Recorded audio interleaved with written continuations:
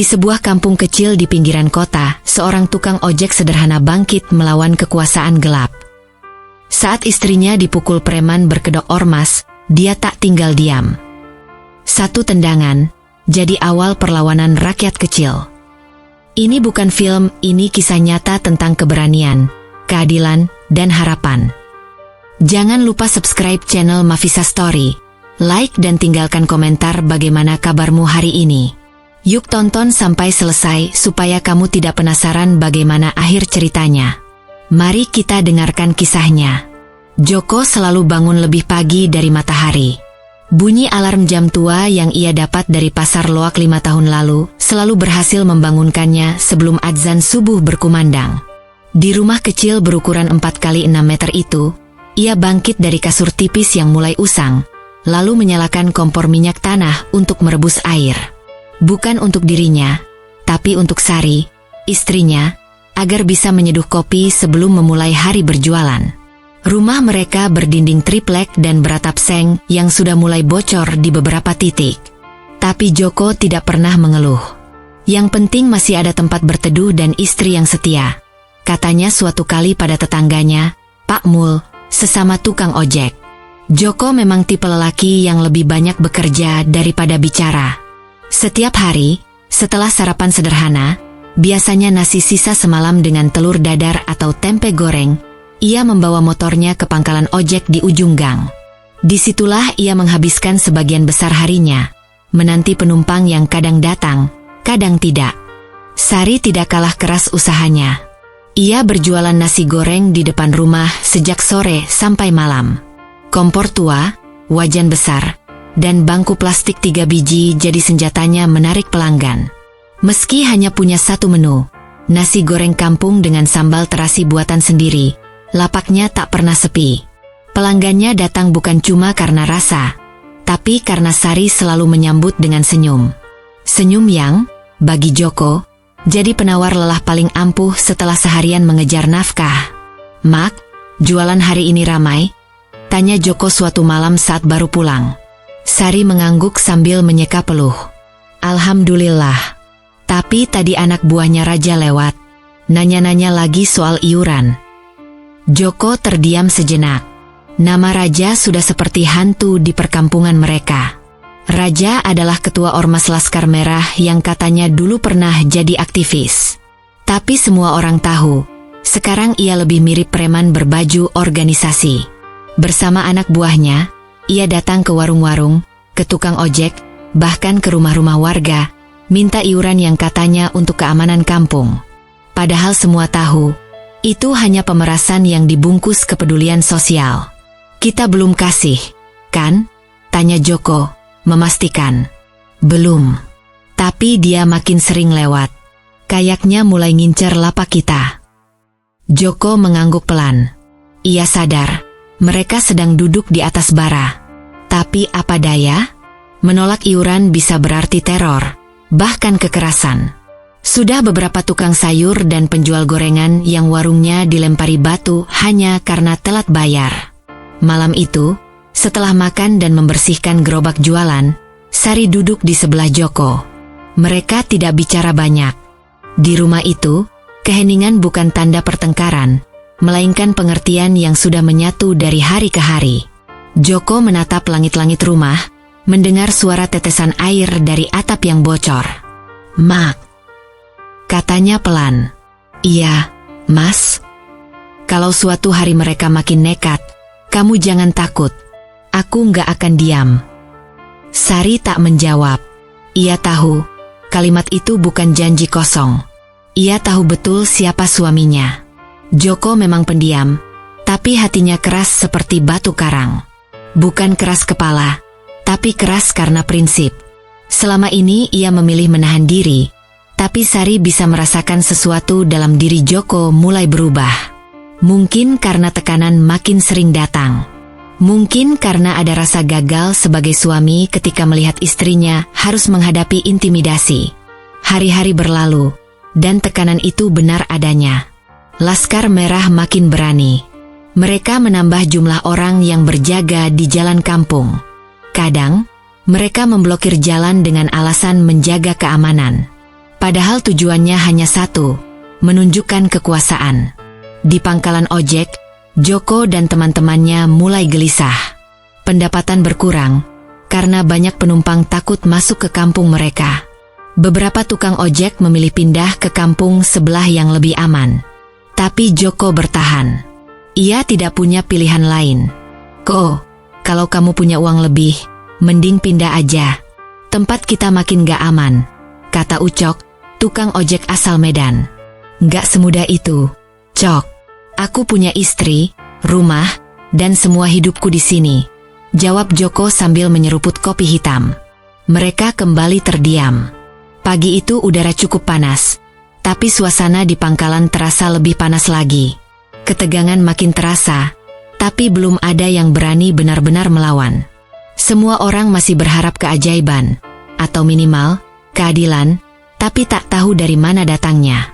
Di tengah semua kesederhanaan dan tekanan itu, satu hal yang tak pernah hilang dari hidup Joko dan Sari adalah harapan. Harapan bahwa hidup tak selamanya begini. Bahwa di balik langit mendung dan jalan yang sempit, pasti ada jalan keluar. Hanya saja, mereka belum tahu kapan. Tapi satu hal pasti, dalam diamnya, Joko sedang menyiapkan sesuatu. Bukan untuk dirinya, tapi untuk Sari, untuk teman-temannya di pangkalan, dan untuk kampung kecil yang mulai kehilangan nyawa karena ketakutan. Dan dari sinilah semuanya akan bermula. Pagi di kampung itu tak lagi terdengar seperti dulu. Suara ibu-ibu menumbuk cabai atau anak-anak bermain petak umpet sudah jarang terdengar. Yang ada hanya bisik-bisik, langkah cepat, dan mata-mata cemas yang selalu memperhatikan sekitar. Terutama ketika motor berknalpot bising berhenti di ujung gang dan 3 orang bertubuh besar turun tanpa salam. Mereka adalah anak buah raja. Wajahnya galak, penuh tato, dan selalu menyimpan pentungan kayu di balik jaket ormas. Setiap seminggu sekali mereka datang, menagih iuran keamanan. Besarnya tidak tetap, kadang 5.000, kadang 50.000, tergantung mood. Kalau ada yang membantah, biasanya warungnya akan dipalak habis atau lebih buruk lagi, dihancurkan tengah malam. Joko sudah beberapa kali melihat langsung bagaimana Laskar Merah bertindak. Mereka tidak hanya memaksa, tapi juga mengintimidasi secara psikologis. Di belakang jargon, demi keamanan kampung, mereka menciptakan ketakutan massal. Bahkan anak-anak kecil mulai takut keluar malam. Hari itu, Sari bercerita sambil memasak nasi goreng. "Tadi siang, si Jali datang lagi, Mas. Dia bilang minggu depan iurannya naik. Katanya, karena kampung kita mau ada proyek pengaspalan." Joko mengernyitkan dahi. "Proyek? Dari mana?" Katanya, kerjasama antara Ormas sama Pak Budi. Joko terdiam. Nama Pak Budi memang jarang disebut, tapi semua tahu, ia punya andil besar di balik munculnya kekuasaan Laskar Merah. Sebagai kepala desa, ia seharusnya melindungi warga. Tapi sikapnya selalu netral, bahkan cenderung mendukung keberadaan Ormas. Ia sering bilang, lebih baik ada yang jaga kampung daripada kampung kita diacak-acak orang luar. Padahal, yang mengacak-acak kampung justru orang dalam. Raja dan pasukannya makin merajalela. Mereka seperti punya kekuasaan penuh tanpa takut aparat. Polisi pun seperti menutup mata. Sudah beberapa kali warga lapor soal intimidasi, tapi selalu mentok di meja Pak Anton, polisi setempat, yang terkenal gampang diajak kompromi. Di pangkalan ojek, suasana juga berubah. Sekarang sudah ada jadwal iuran mingguan untuk tukang ojek. Jika tidak setor, mereka tak bisa mangkal di tempat biasa. Pernah suatu hari, Ucok dihajar karena dianggap melanggar aturan. Hanya karena telat bayar Rp5.000. "Ko, kamu lihat Ucok kemarin? Bibirnya robek, matanya lebam." "Kasihan betul," kata Sarman, tukang ojek lainnya. "Aku tahu. Aku yang bantu antar dia ke klinik." Katanya, cuma karena telat setor. Joko mengangguk pelan. Ia menyimpan amarah, tapi belum tahu harus bagaimana. Di rumah, Sari juga mulai merasa resah. Lapaknya yang dulu ramai, sekarang mulai sepi. Beberapa pelanggan takut nongkrong karena sering ada ormas lewat dan duduk sembarangan, bahkan kadang makan tanpa bayar. Kalau ditagih, jawabannya selalu sama. Kami yang jaga tempat ini, Bu. Masa nggak dikasih makan? Semua ini membuat hidup Joko dan Sari makin sulit. Pendapatan menurun, biaya hidup tetap, dan tekanan mental tak bisa dihindari. Tapi Joko tetap berusaha kuat, terutama di depan Sari. Ia tahu, kalau dia goyah, istrinya juga bisa hancur. Mas, kita bisa sampai kapan tahan begini? Tanya Sari suatu malam. Entah, tapi aku percaya, gak selamanya yang zolim bisa menang terus. Ucapan Joko sederhana, tapi penuh makna. Ia tidak mengutip buku, tidak berteori. Hanya berdasarkan keyakinan hidup yang ia pegang sejak dulu, bahwa yang benar pasti menang, meski lambat. Sementara itu, Raja makin berani. Ia mulai memanggil tokoh masyarakat untuk rapat tertutup. Katanya demi menyatukan kekuatan warga. Tapi isinya hanya pengumuman soal iuran, proyek, dan larangan melapor ke pihak luar. Bahkan, ada kabar bahwa Raja ingin mencalonkan diri jadi anggota dewan dengan dukungan ormas. Pak Budi terlihat tersenyum di belakang Raja saat pengumuman itu. Warga yang hadir hanya bisa tepuk tangan pelan. Sebagian karena takut, sebagian karena bingung. Mereka tahu, kampung sedang digiring ke arah yang gelap. Joko hadir diam-diam di pertemuan itu. Ia tidak berdiri di tengah, hanya mengamati dari pojok.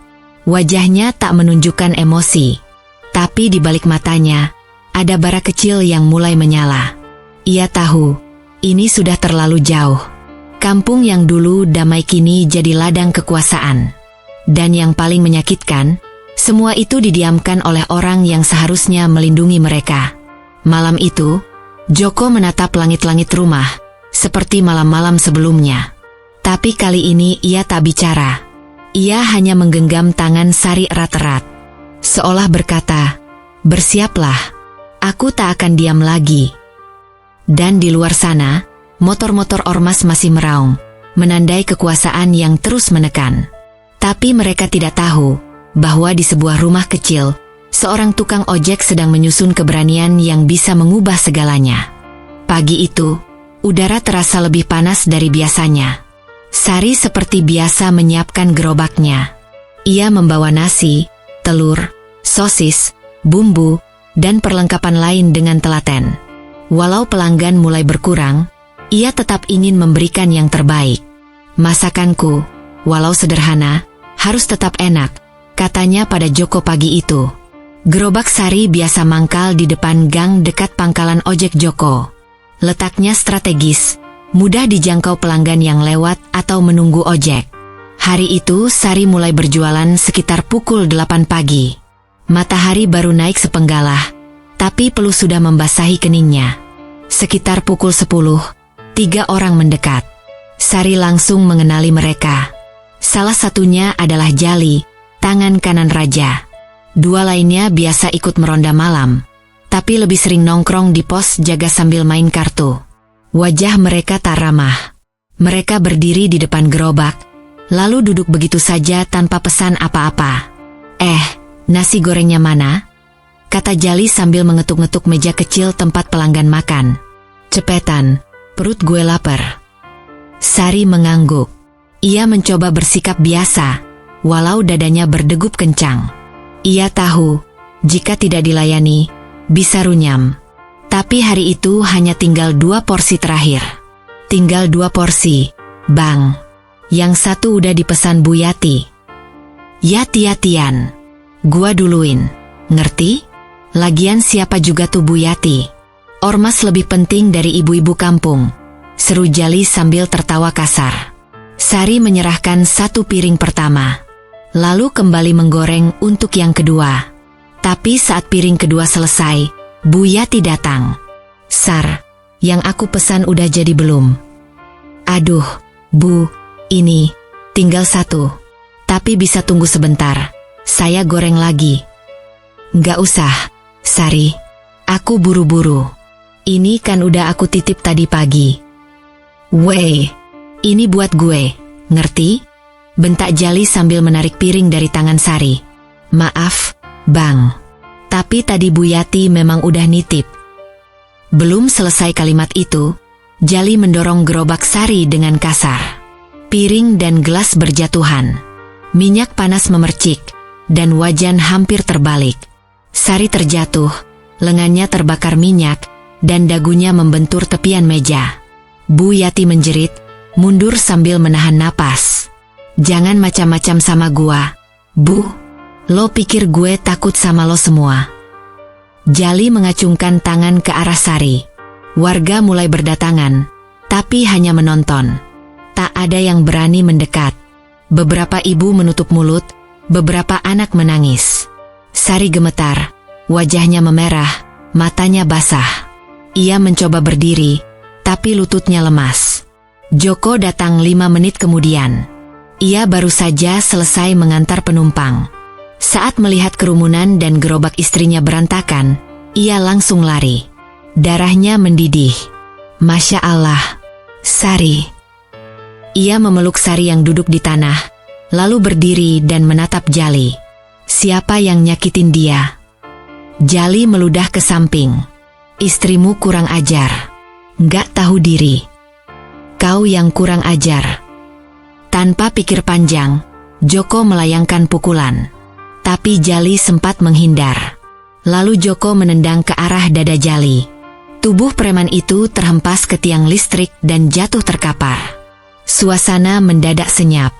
2 teman Jali hendak maju, tapi warga mulai mendekat. Tiba-tiba keberanian itu menular. Beberapa tukang ojek, termasuk Sarman dan Ucok, berdiri di belakang Joko. "Cukup," teriak Joko. "Kalian kira kami nggak punya nyali? Kalian kira kami ini budak? Ini kampung kami." Jali bangkit pelan-pelan, menahan sakit di rusuknya. "Lo bakal nyesel, Jo. Lo udah nyenggol yang salah. Kalau aku diam, aku lebih nyesel lagi." Polisi datang sekitar setengah jam kemudian. Tapi seperti biasa, hanya mencatat nama dan menyuruh semuanya bubar. Anton, si polisi tua, hanya melirik Sari sebentar. "Bu, nanti kalau perlu visum, lapor aja ke pos." Tapi semua orang tahu, laporan itu akan hilang sebelum menyentuh meja pengadilan. Malamnya, rumah Joko sunyi. Sari duduk di atas dipan, mengenakan kain yang menutupi luka di lengannya. Wajahnya pucat, tapi ada cahaya berbeda di matanya. Ia tak lagi takut, justru merasa lega, karena akhirnya semua pecah. Semua kepalsuan dan ketakutan yang ditelan selama ini akhirnya meledak. "Mas, tadi kamu nekat sekali. Aku nggak sanggup lagi lihat kamu disakiti. Aku cuma manusia biasa, Sar. Bisa marah juga." Sari menggenggam tangan suaminya. "Kita harus siap. Mereka pasti balas dendam." "Aku tahu. Tapi sekarang aku nggak sendiri. Ada kamu. Ada warga lain juga yang mulai sadar." Malam itu Joko duduk lebih lama di beranda. Ia memandangi langit, mengingat-ingat wajah-wajah yang tadi berdiri di belakangnya. Ia mulai percaya bahwa kekuatan warga bukan sekadar jumlah, tapi keberanian untuk berkata cukup. Besok mungkin lebih berat, tapi langkah pertama sudah diambil, dan langkah itu tak akan bisa dibatalkan. Hari-hari setelah insiden di depan gerobak Sari berubah jadi babak baru bagi Joko. Warga mulai melihatnya bukan hanya sebagai tukang ojek biasa, tapi sebagai orang yang berani berdiri melawan ketakutan yang selama ini mereka telan mentah-mentah. Namun keberanian itu tidak datang tanpa harga. 2 hari setelah kejadian, ada coretan di dinding dekat rumahnya. Tulisan besar dengan cat semprot merah menyala, "Joko pengkhianat kampung." Anak-anak yang lewat hanya melirik, lalu cepat-cepat pergi. Joko mencat ulang tembok itu pagi-pagi, sebelum Sari bangun. Tapi Sari tahu. Ia tahu semua yang terjadi. Dan ia tahu suaminya sedang bersiap untuk babak yang lebih berat. Di pangkalan ojek, suasana canggung. Teman-teman Joko, meskipun diam-diam kagum, tapi masih ragu untuk menunjukkan keberpihakan secara terbuka. Ucok akhirnya buka suara saat mereka menunggu penumpang di warung kopi. Jo, lu bener kemarin. Tapi lu juga udah buka jalan yang berat. Joko menyeruput kopinya. Kalau bukan kita, siapa lagi? Cok? Mau sampai kapan kita tunduk? Gue setuju. Tapi Raja bukan orang sembarangan. Dia punya orang-orang, dan lebih bahaya lagi, dia punya Pak Budi di belakangnya. Nama Pak Budi membuat Joko termenung. Kepala desa yang tampak alim, sering pakai batik, dan bicara soal pembangunan kampung dalam setiap pengajian, ternyata punya tangan kotor yang menyentuh ke segala sisi kehidupan warga. Dari iuran paksa, proyek saluran air yang tak pernah rampung, hingga penggusuran warung kecil yang tiba-tiba tanpa alasan. Semuanya selalu resmi, tapi jelas menguntungkan kelompok tertentu. Hari itu Joko pulang lebih cepat. Ia punya rencana. Malamnya, ia mengajak beberapa orang ke rumahnya. Bukan untuk rapat, bukan untuk protes, tapi untuk bicara. Duduk, minum kopi, dan jujur satu sama lain. Ucok datang. Sarman, Mang Jaka tukang becak, Bu Yati yang warungnya dirazia minggu lalu, juga Anton kecil, pemuda yang bekerja serabutan di bengkel. Aku tahu aku udah bikin masalah, kata Joko membuka pembicaraan. Tapi aku nggak bisa lagi diam. Sari dipukul. Aku bisa apa selain lawan? Lu bener, Jo, sahut Sarman. Tapi kita mesti rapih. Bukan cuma marah. Kita harus bawa ini ke atas. Kita mesti punya bukti. Ucok mengangguk. Kalau kita cuma teriak-teriak, kita bakal dianggap tukang ribut. Tapi kalau kita punya rekaman, foto, saksi, kita bisa bawa ini ke polisi. Bahkan ke media. Media? Tanya Bu Yati. Iya, Bu. Sekarang bukan tahun 90-an. Ada HP, ada media sosial. Kita bisa bikin kampung ini didengar. Joko mengangguk. Malam itu mereka sepakat untuk mulai mengumpulkan bukti. Tanpa kekerasan, tanpa demo. Diam-diam. Tapi nyata. Beberapa hari kemudian, Sarman berhasil merekam pemalakan yang dilakukan dua anak buah Raja di warung kopi. Videonya dikirim ke Joko. Terlihat jelas bagaimana uang diserahkan dengan ancaman. Lalu Bu Yati, dengan HP lamanya, berhasil memfoto Pak Budi sedang masuk ke mobil hitam milik kontraktor proyek jalan yang dikenal dekat dengan Ormas. Bukan foto istimewa, tapi cukup menimbulkan pertanyaan. Sari, meski masih trauma, kembali berjualan. Tapi kali ini, ia menyembunyikan kamera kecil di atas gerobaknya. Ia tahu tempat mangkal para preman. Ia tahu obrolan-obrolan mereka yang sering tanpa sadar membocorkan sesuatu yang penting. Suatu malam, Sari pulang dengan wajah pucat. Tapi matanya menyala. Mas, mereka bicara soal proyek baru. Sebuah pabrik. Katanya bakal gusur banyak rumah. Dan Pak Budi mau bagian 20% dari fee-nya. Joko kaget. Kamu dengar sendiri. Bukan cuma dengar. Aku rekam. Rekaman itu jadi titik tolak. Mereka kini bukan hanya punya bukti kekerasan, tapi juga korupsi. Uang rakyat yang seharusnya digunakan untuk pembangunan, ternyata masuk kantong-kantong pribadi. Sementara itu, Raja mulai gerah. Ia mengirim beberapa anak buahnya ke pangkalan ojek. Mereka tidak melakukan kekerasan, tapi cukup mengganggu. Joko, lo sekarang suka main pahlawannya? Hati-hati, banyak yang gak suka orang nyolot kayak lo. Tapi kali ini, Ucok berdiri. Kalau ada yang sentuh Joko, berarti nyentuh kita juga. Sarman berdiri di sebelahnya. Mang Jaka ikut berdiri. Satu persatu, tukang ojek dan becak berdiri di belakang Joko. Para preman itu terdiam. Untuk pertama kalinya, mereka kalah jumlah. Lebih dari itu, mereka kalah keberanian. Raja makin marah. Ia bertemu langsung dengan Pak Budi di rumah dinas kepala desa. Sebuah pertemuan yang disangka rahasia, tapi diam-diam diikuti dari jauh oleh Sari dan Anton kecil. Mereka merekam suara pembicaraan melalui jendela. Budi, warga mulai ribut. Itu si Joko makin banyak omong. Kita mesti hajar dia. Jangan sekarang. Kita tunggu waktu yang tepat. Kita adukan dia dulu. Kasih cap dia sebagai provokator. Kalau perlu, kita pakai surat resmi. Lu yakin bisa bungkam media? Kalau nggak bisa bungkam, kita arahkan. Gampang. Wartawan juga butuh uang. Rekaman itu lengkap. Disimpan rapi oleh Joko dalam flash disk dan juga dikirim ke cloud agar aman. Joko tahu, waktunya melawan secara terbuka sudah dekat. Ia tahu nyawanya bisa jadi taruhan. Tapi ia juga tahu, keberanian itu menular. Dan sekarang, ia tidak sendiri. Malam itu, ia duduk bersama Sari. Di depan rumah, mereka memandangi bintang. Angin membawa suara tawa anak-anak yang bermain petak umpet di gang sebelah. Aku bangga sama kamu, Mas, kata Sari pelan. Aku juga bangga sama kamu, Sar. Kamu lebih berani dari aku. Kita cuma rakyat kecil. Tapi mungkin, kali ini, kita bisa menang.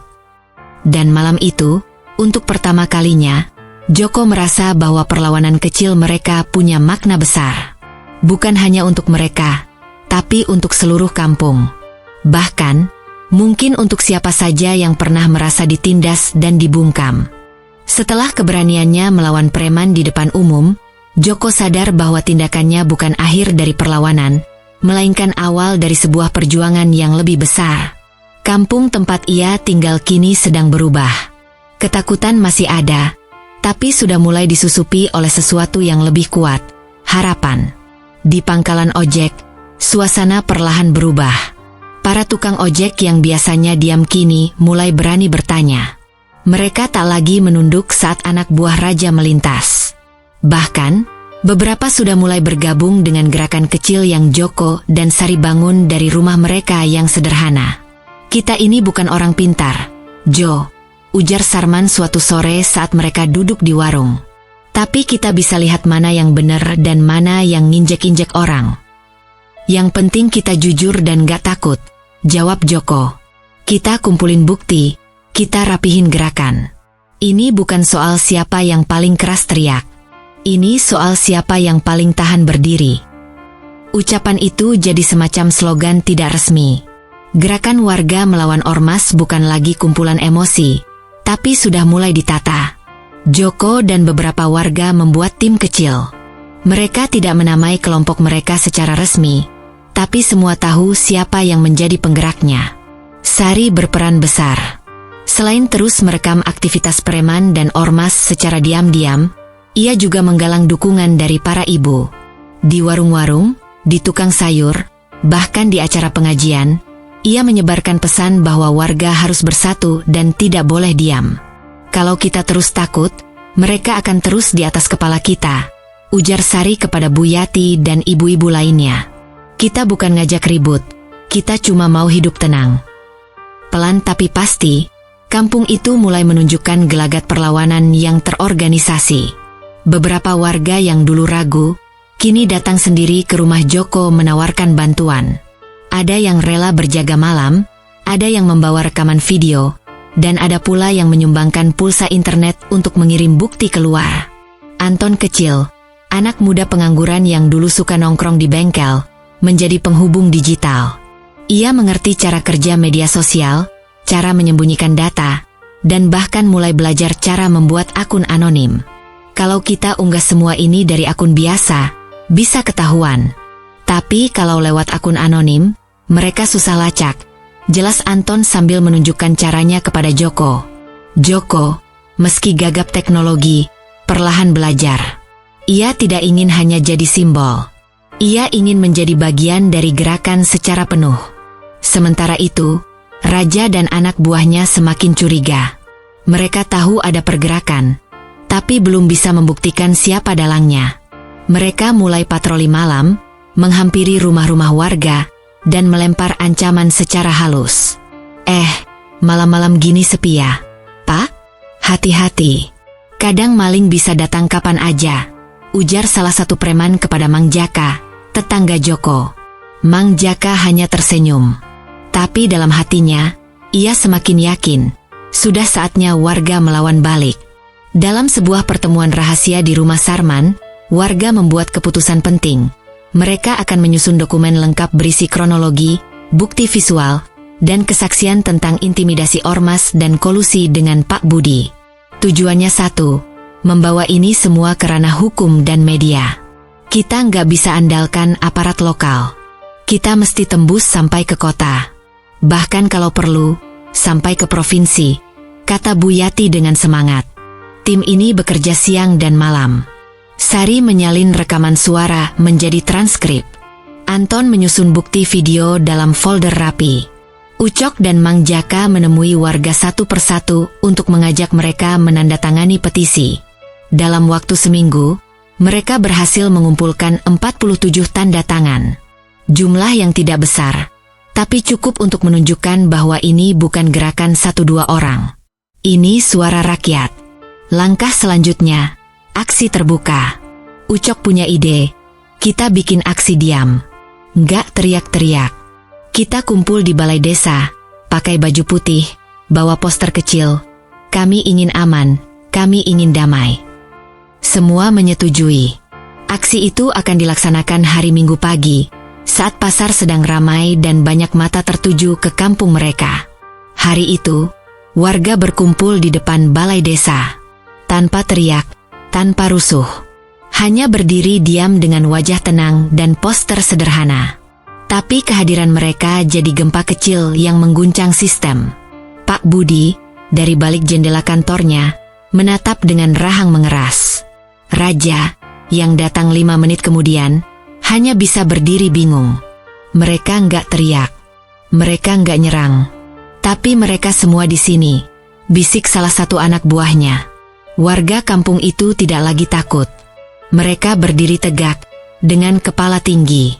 Dan di tengah mereka, Joko dan Sari berdiri bergandengan tangan. Hari itu menjadi titik balik. Tidak ada bentrokan. Tidak ada kekerasan. Tapi semua tahu, ada yang berubah. Kekuasaan tidak lagi sepihak. Warga sudah bangun dari tidurnya yang panjang. Dan ini baru permulaan. Langit sore berwarna jingga ketika Sari memasukkan ponselnya ke dalam kantong celemek. Hari itu ia lebih banyak diam. Bukan karena takut, tapi karena dalam benaknya, ia sedang menyusun keberanian. Sudah seminggu warga bergerak, dan kini saatnya melakukan langkah besar. Joko yang biasanya tahu semua isi hati Sari, kali ini hanya menatap penuh tanya. "Kamu yakin?" tanyanya pelan. Sari mengangguk.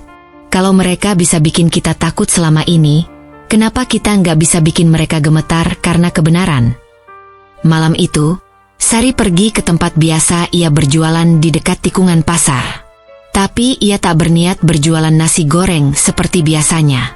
Di bawah celemeknya, tersembunyi ponsel milik Anton yang sudah dimodifikasi. Kamera kecilnya terpasang di kancing baju, dan tombol rekamnya bisa ditekan dari kantong celana.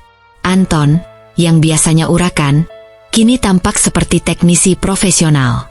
Ini alat sederhana, tapi cukup jelas untuk rekam suara dan video. Pokoknya jangan sampai kena air, dan jangan goyang terlalu banyak. Sari mengangguk lagi. Dalam hatinya, doa tak berhenti ia panjatkan. Pukul 8 malam, 2 motor melintas cepat di ujung jalan. Sari mengenali mereka. Salah satu pengendara turun dan langsung menuju warung kecil di seberang tempat Sari biasa berjualan. Warung itu sudah lama kosong, tapi malam itu lampunya menyala. Rasa penasaran dan khawatir bercampur di dada Sari. Ia berpura-pura sibuk merapikan bahan dagang, lalu perlahan mendekat ke arah warung kosong itu, menyusuri sisi gelap toko kelontong.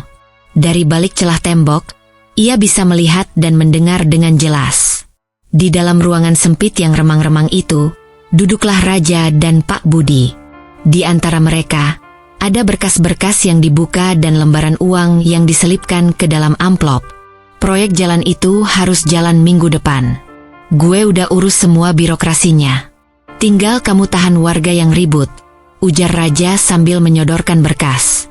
Pak Budi mengambil berkas itu dengan tenang. Warga udah mulai berani, Jo. Apalagi si Joko. Gue curiga ada yang ngatur mereka.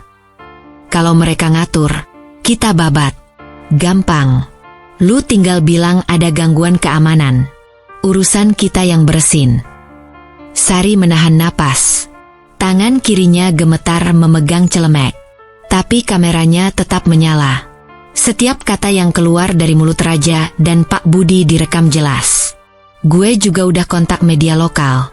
Kalau ada yang bocor, kita bilang warga yang anarkis. Lo ngerti kan, Bud? Lu di depan, gue di belakang. Duit ngalir, warga nurut. Pak Budi hanya tertawa pelan. Gue ngerti. Selama kita satu jalur, gak ada yang bisa ngapa-ngapain kita. Sari mundur perlahan, memastikan tak ada suara berisik dari langkahnya. Ia kembali ke gerobak, mengambil nasi goreng yang masih utuh, dan bersikap seperti biasa. Dalam hatinya, ia tahu, rekaman itu adalah senjata utama. Malam itu, ia menyerahkan ponsel ke Anton. Anak muda itu langsung memindahkan semua data ke komputer bekas di bengkel. Sari, ini bukti kelas berat, ujar Anton tak percaya. Makanya jangan lama-lama. Gimana caranya biar bisa disebar tapi aman? Anton menjelaskan bahwa ia akan unggah video itu di 2 tempat. Satu ke akun anonim YouTube, satu lagi ke blog independen yang biasa dipakai aktivis. Ia juga menyiapkan satu salinan offline yang akan disimpan di tempat berbeda. Kalau satu hilang, masih ada 2 cadangan, kata Anton. Dan yang penting, semua kita simpan juga di flash disk kecil yang bisa diselundupin. Joko datang membawa nasi dan kopi. Ia tahu Sari berhasil. Matanya berkaca-kaca. Kamu luar biasa, bisiknya. Sari hanya menunduk. Aku cuma ibu rumah tangga. Tapi kalau mereka injak-injak kita, aku juga bisa jadi sesuatu. Keesokan paginya, video itu sudah menyebar. Awalnya hanya beredar di lingkup warga. Tapi dalam hitungan jam, video itu tembus ke media sosial lebih besar. Hashtag Ormas Preman dan Pak Budi Korup mulai ramai di Twitter. Warga kampung mendadak punya harapan baru. Mereka tak lagi harus menyuarakan keresahan dengan mulut. Video itu berbicara lebih keras. Raja dan anak buahnya langsung panik. Mereka mendatangi rumah-rumah warga, tapi kali ini tak ada yang bicara. Semua diam, semua sudah tahu. Mereka punya bukti. Mereka punya kekuatan. Pak Budi pun tak bisa lagi duduk santai di kantor desa. Ia kini dikawal 2 orang ormas, dan kabarnya mencoba menghubungi atasan-atasan di kecamatan untuk meredam isu. Namun, semuanya terlambat. Sari bukan hanya merekam. Ia juga menyalin seluruh transkrip percakapan ke dokumen tertulis, lengkap dengan cap waktu dan kronologi. Dokumen itu dikirim ke lembaga bantuan hukum di kota lewat relawan mahasiswa yang dulu pernah KKN di kampung mereka. Dalam waktu 2 hari, kampung kecil itu berubah jadi sorotan media lokal. Reporter datang, mewawancarai warga, dan tanpa malu-malu menyebut video dari seorang ibu penjual nasi goreng sebagai pemantik utama. Sari, yang biasanya hanya dikenal sebagai istri Joko, kini dipandang sebagai simbol perlawanan warga. Tapi ia tidak pernah tampil di depan kamera. Ia tetap berdiri di belakang, membantu warga menyusun strategi lanjutan. Kita belum menang, tapi sekarang kita pegang kendali, kata Joko pada warga yang berkumpul malam itu. Dan semua mengangguk. Mereka tahu, perlawanan itu bukan hanya soal fisik, tapi juga soal bukti, suara, dan keberanian satu orang biasa yang berani berdiri ketika yang lain memilih diam. Anton duduk sendirian di dalam pos polisi kecil yang mulai usang catnya. Malam itu sepi, hanya suara jangkrik yang terdengar di luar jendela. Di hadapannya, layar laptop menyala dengan video rekaman pertemuan rahasia antara Raja dan Pak Budi. Tangannya gemetar, bukan karena takut, tapi karena ada gejolak yang sulit dijelaskan dalam dadanya. Selama bertahun-tahun, Anton menutup mata atas semua kelakuan Laskar Merah. Ia tahu Raja bukan orang baik. Ia tahu Pak Budi bermain kotor. Tapi selama ini ia pikir, lebih aman jadi penonton daripada pemain yang bisa dilenyapkan kapan saja. Tapi video ini, bukti ini, mengubah semuanya. Ia melihat wajah Sari dalam rekaman. Bukan wajah seorang ibu rumah tangga biasa. Ada keteguhan di sorot matanya. Keberanian yang membuat Anton merasa kecil. Gue ini polisi. Tapi kenapa justru rakyat yang lebih berani dari gue? Gumamnya. Pagi harinya, Anton mulai mengambil langkah kecil. Ia pergi ke warung kopi Burini, tempat biasa para tukang ojek berkumpul, termasuk Joko. Awalnya suasana kaku, namun Anton membuka pembicaraan dengan pelan. Video itu valid. Gak ada rekayasa. Gue udah periksa metadatanya, katanya lirih sambil menyeruput kopi. Joko mengangguk pelan. Kami gak minta banyak, Ton. Kami cuma pengin anak-anak kita bisa hidup tenang di kampung ini. Anton terdiam lama. Lu percaya sama gue? Belum, jawab Joko jujur. Tapi gue percaya lu masih punya hati. Hari-hari berikutnya, Anton mulai bergerak diam-diam. Ia menghubungi temannya di Polres Kota, Bribka Maya, yang dikenal idealis dan sering terlibat dalam investigasi pelanggaran oknum aparat. Maya menyarankan agar semua bukti dikumpulkan dalam satu folder digital dengan enkripsi. Kalau sistem kita bobrok, jangan serahkan langsung. Kirim ke LSM, wartawan, dan simpan salinan buat tekanan publik, kata Maya. Anton pun membantu menyusun laporan resmi. Ia mengunjungi warga satu persatu, mencatat kesaksian, dan menyusun kronologi yang rapi. Semua tanpa sepengetahuan atasan langsungnya, yang selama ini bersikap lunak pada Laskar Merah. Di sisi lain, Raja mulai mencium perubahan sikap Anton. Suatu malam, dua anak buah Raja mendatangi pos polisi. Mereka mengancam Anton secara tersirat. Kamu kan tahu, Ton, kampung ini bisa aman kalau semua tahu posisi masing-masing. Jangan sok jadi pahlawan nanti malah hilang sendiri. Anton tak menjawab. Tapi malam itu, ia memindahkan istri dan anaknya ke rumah ibunya di kota. Ia tahu taruhannya bukan lagi jabatan, tapi nyawa. Keesokan paginya, Anton menyamar sebagai warga biasa dan menghadiri pertemuan warga di balai RT. Di sana, ia berbicara tanpa seragam. Ia bicara sebagai manusia. Kita gak bisa tunggu orang pusat turun tangan. Kita harus mulai dari sini. Dari kita sendiri. Saya akan pastikan laporan ini diterima dan dibuka seluas-luasnya. Warga terdiam.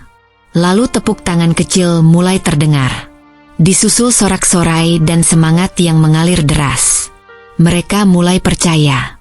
Bukan hanya pada Anton, tapi pada kekuatan mereka sendiri. Sementara itu, Bribka Maya yang menerima salinan video dan laporan warga, langsung meneruskannya ke Divisi Propam dan Komnas HAM. Dalam waktu 48 jam, laporan itu ditindaklanjuti.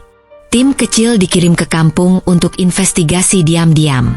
Anton menyambut tim itu secara diam-diam di bengkel milik Pak Edi. Mereka berdiskusi malam hari, memetakan pergerakan ormas, mengidentifikasi pelaku kekerasan, dan menyusun rencana penangkapan yang aman. Ketika Raja tahu laporan telah menyebar, ia semakin brutal. Ia mengerahkan orang-orangnya mengintimidasi warga. Satu rumah warga dibakar, beberapa anak muda dipukul di jalan, dan Sari hampir dijebak dalam insiden palsu. Tapi semua terekam. Anton dan warga semakin lengkap datanya. Puncaknya, Anton secara resmi mengumumkan bahwa ia akan menyerahkan laporan dan bukti kepada Kapolres di hadapan warga dan wartawan lokal. Acara itu dilakukan di lapangan kampung, disaksikan ratusan pasang mata. Dalam pidatonya, Anton berkata, "Saya mungkin bukan polisi terbaik, tapi hari ini, saya berdiri bukan karena seragam. Saya berdiri karena saya manusia. Dan saya berdiri bersama kalian." Air mata menetes di pipi beberapa ibu. Joko menatap Anton, kali ini dengan keyakinan penuh. Langkah besar itu sudah dimulai. Tak ada yang bisa menghentikan gelombang kebenaran yang sudah dilepas dari bendungannya. Anton, polisi muda yang dulunya apatis, kini menjadi kunci perlawanan warga. Dan semua berawal dari satu video, satu keberanian, dan satu kampung kecil yang memilih melawan. Hari Minggu pagi, suasana di kampung terasa berbeda. Bukan karena suara ayam berkokok atau aroma gorengan dari warung Burini, tapi karena ratusan warga berkumpul di lapangan kecil yang biasanya dipakai anak-anak bermain bola. Mereka membawa spanduk dari kain bekas bertuliskan, "Kami tidak takut," dan "Hukum Ormas Preman," dengan cat merah menyala. Joko berdiri di tengah kerumunan, mengenakan jaket ojeknya yang sudah lusuh. Di sampingnya, Sari membawa termos teh hangat, membagikannya kepada ibu-ibu yang berdiri sambil menggendong anak. Anton dan Bribka Maya terlihat di belakang, memastikan tak ada penyusup dari pihak ormas yang akan mengacaukan aksi damai itu. "Kita bukan cari masalah," kata Joko ke megafon rakitan. "Kita cuma mau hidup damai. Kita bayar pajak, kita kerja halal, tapi tiap hari kita ditindas. Hari ini, kita bilang cukup." Sorak-sorai menggema. Beberapa warga menangis. Tidak karena takut, tapi karena akhirnya mereka punya suara. Warga beriringan berjalan menuju kantor kecamatan sambil menyanyikan lagu kebangsaan. Anak-anak muda memegang papan tuntutan, ibu-ibu menggandeng anak mereka, dan para tukang ojek membentuk barisan di depan. Setibanya di kantor kecamatan, perwakilan warga, Joko, Sari, Pak Edi, dan 2 pedagang kaki lima, masuk ke ruangan sambil membawa dokumen resmi, laporan dugaan kekerasan, pemerasan, pembakaran properti warga, dan kolusi dengan aparat desa. Semuanya ditandatangani lebih dari 500 warga. Camat yang menerima mereka tampak gugup. Ia tahu laporan ini akan sampai ke atas. Dan jika benar Raja dan Pak Budi terlibat, posisinya juga bisa terancam. "Kami akan teruskan ini ke Kapolres dan Bupati," ujarnya singkat. Tapi Joko menimpali dengan tegas. "Kami sudah kirim juga ke media dan Komnas HAM, Pak. Jadi jangan harap bisa dikubur." Sementara itu, media lokal mulai mencium kisah ini.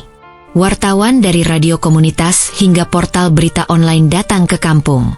Mereka mewawancarai warga, memotret mural perlawanan di tembok-tembok, dan merekam testimoni korban. Sari sempat diwawancarai oleh wartawan dari Jakarta. Ia bicara pelan tapi mantap. "Kami hanya orang kecil. Tapi bukan berarti kami bisa diinjak-injak. Kami gak mau anak kami tumbuh dalam ketakutan." Berita mulai viral.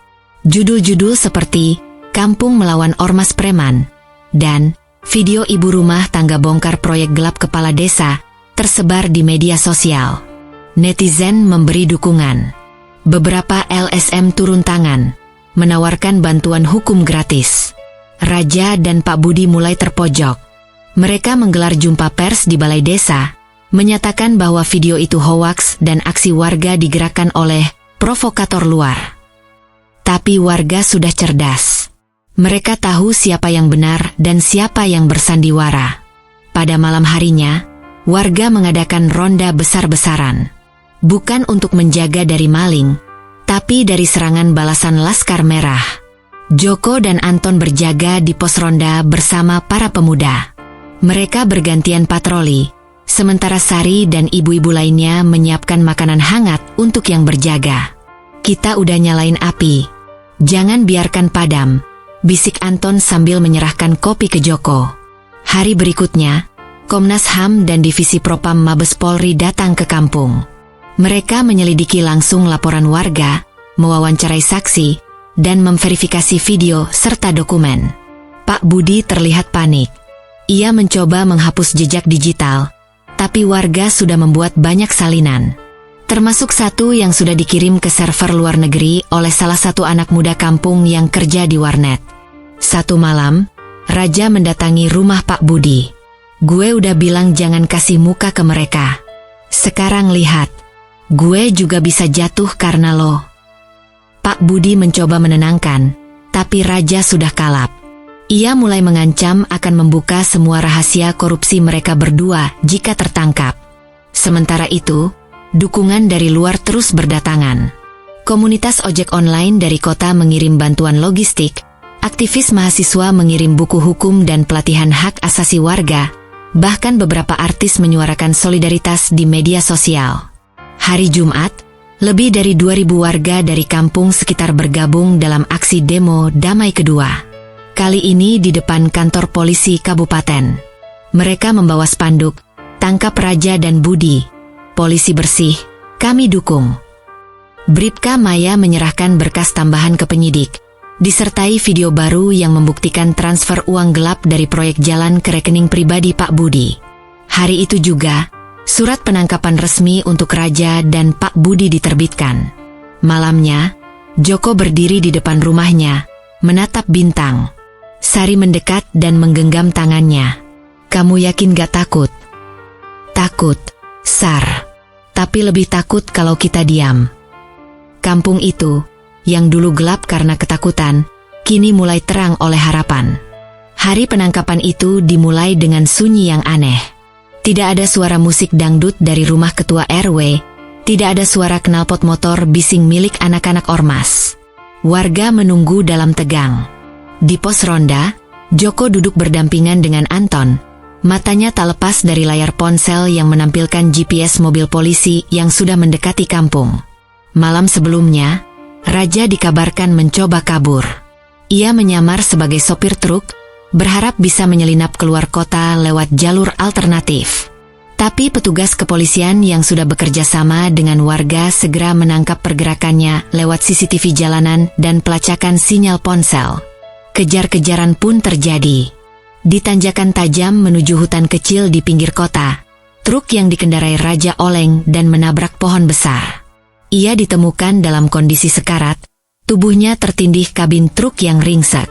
Polisi membawanya ke rumah sakit, namun nyawanya tak tertolong. Kabar kematiannya tersebar cepat. Di kampung, reaksi warga beragam. Ada yang lega, ada yang menangis karena trauma selama ini, dan ada yang diam, termenung. Joko tak bersorak. Ia hanya memeluk Sari dan berkata pelan, "Satu selesai, tinggal satu lagi." Sementara itu, Pak Budi yang selama ini mengelak semua tuduhan, akhirnya didatangi tim dari kepolisian provinsi di rumah dinasnya. Ketika ditunjukkan bukti video dan aliran dana, ia tak bisa berkutik. Mata Pak Budi yang biasanya tenang kini tampak merah dan panik. "Saya hanya korban tekanan," dalihnya. Tapi penyidik tak terpancing. Mereka menggiringnya keluar rumah, disaksikan puluhan warga yang sudah berdiri di luar pagar. Beberapa meneriakkan namanya dengan hinaan, tapi sebagian hanya memandangi dengan tatapan kosong. Pengkhianatan dari seorang pemimpin terasa lebih menyakitkan daripada intimidasi preman. Anton ikut dalam penangkapan itu. Ia yang memborgol tangan Pak Budi, menatapnya tajam. "Bapak bukan korban. Bapak pengkhianat." Setelah ditangkap, proses hukum berjalan cepat karena bukti sudah lengkap. Video, dokumen keuangan, saksi korban, hingga pengakuan beberapa anak buah Raja yang menyerah dan bersaksi di bawah perlindungan hukum. Jaksa menuntut Pak Budi dengan pasal berlapis: korupsi, kolusi, penyalahgunaan wewenang, dan pembiaran tindakan kekerasan. Persidangan berlangsung selama 2 bulan. Di ruang sidang, Sari dan Joko hadir sebagai saksi utama. Joko bersaksi tenang, jelas, tanpa dendam. Sari sempat menangis saat menceritakan kejadian pemukulan malam itu, tapi suaranya tetap tegas. Hakim memvonis Pak Budi dengan hukuman penjara seumur hidup. Tidak ada yang bersorak, hanya keheningan. Mungkin karena keadilan terasa asing setelah sekian lama tertunda. Setelah vonis itu, kampung mulai berubah. Pos ronda diperbaiki, ibu-ibu kembali berjualan dengan tenang. Anak-anak bisa bermain hingga malam tanpa takut. Laskar Merah dibubarkan secara resmi. Sisa anggotanya diminta ikut pelatihan kerja atau dipindahkan dari wilayah tersebut. Anton mendapat penghargaan dari institusinya. Bukan karena berani, tapi karena akhirnya memilih jalan benar. Ia tak ambil cuti atau pindah tugas. Ia tetap di kampung itu, membuktikan bahwa polisi bisa bersama rakyat. Joko dan Sari tidak berubah jadi tokoh besar. Mereka tetap hidup sederhana. Tapi warung Sari makin ramai, dan Joko mulai mengelola koperasi tukang ojek bersama teman-temannya. Mereka membuat sistem arisan, simpan pinjam, dan pelatihan mekanik gratis. Yang berubah adalah cara orang melihat mereka. Dulu dianggap kecil, sekarang dihormati. Suatu malam, saat kampung mulai sepi dan suara jangkrik mendominasi, Joko duduk di depan rumah, memandangi langit. "Sar, kamu pernah nyangka semua ini bisa kejadian?" Sari tersenyum sambil menyodorkan teh hangat. "Enggak, tapi aku tahu kamu bukan orang biasa." Joko tertawa pelan. "Aku ini tukang ojek." Sari mengangguk, "Tapi tukang ojek yang berani." Kampung itu, yang dulu dijajah ketakutan, kini bebas. Semua karena keberanian satu orang yang tak ingin istrinya dipukul tanpa alasan. Karena kadang, keberanian paling besar datang dari hati paling sederhana. Kampung itu kini berbeda. Udara pagi terasa lebih ringan, seperti beban yang selama ini menggantung di atas kepala warga telah diangkat. Warung-warung kecil kembali buka penuh semangat. Suara anak-anak bermain menggema di ganggang sempit, dan tawa warga terdengar lebih jujur. Tak ada lagi ketakutan, tak ada lagi ancaman. Joko dan Sari kembali pada rutinitas mereka, namun kali ini dengan kebebasan yang selama ini hanya bisa mereka bayangkan. Sari membuka warungnya lebih pagi, menyambut pelanggan dengan senyum lebar dan sapaan hangat. Joko, selain menarik ojek, mulai disibukkan dengan pengelolaan koperasi warga yang perlahan berkembang menjadi pusat kegiatan ekonomi kecil di kampung. Koperasi itu bukan hanya soal uang. Di situ, warga berkumpul, berdiskusi, saling mendukung. Joko dan beberapa tukang ojek mengadakan pelatihan perbaikan motor gratis untuk pemuda kampung. Mereka juga mulai merancang program tabungan pendidikan untuk anak-anak pengemudi ojek dan pedagang kecil. "Kalau kita nggak saling bantu, siapa lagi?" kata Joko suatu sore saat mengisi pelatihan di pos ronda. Anton, yang kini lebih dipercaya warga, sering hadir tanpa seragam. Ia lebih memilih mendengarkan warga daripada memberi ceramah. Banyak pemuda yang dulunya takut padanya kini mendekat, mengajukan ide-ide kecil tentang keamanan kampung. Pak RT dan tokoh masyarakat mulai aktif kembali. Mereka menggelar forum musyawarah bulanan, membahas kebersihan lingkungan, pendidikan, hingga kemungkinan membuka PAUD di tanah kosong bekas markas Ormas. Warga yang dulu hanya diam kini berani bicara. Sari, yang dulunya hanya dikenal sebagai penjual nasi goreng, kini dihormati sebagai simbol keberanian. Ia sering diminta berbicara di pertemuan ibu-ibu, mendorong mereka untuk berani bersuara jika mengalami ketidakadilan. "Jangan pernah diam kalau kalian tahu itu salah. Mulai dari rumah kita masing-masing. Anak-anak harus tahu mana yang benar dan mana yang salah," ujarnya saat acara kumpul bulanan warga. Nama Joko dan Sari mulai dikenal bukan hanya di kampung mereka. Beberapa wartawan datang, ingin menulis kisah mereka. Tapi Joko menolak tampil di televisi. Ia tidak ingin menjadi pahlawan di layar kaca. "Biarlah yang penting berubah itu kampung ini," ujarnya tenang.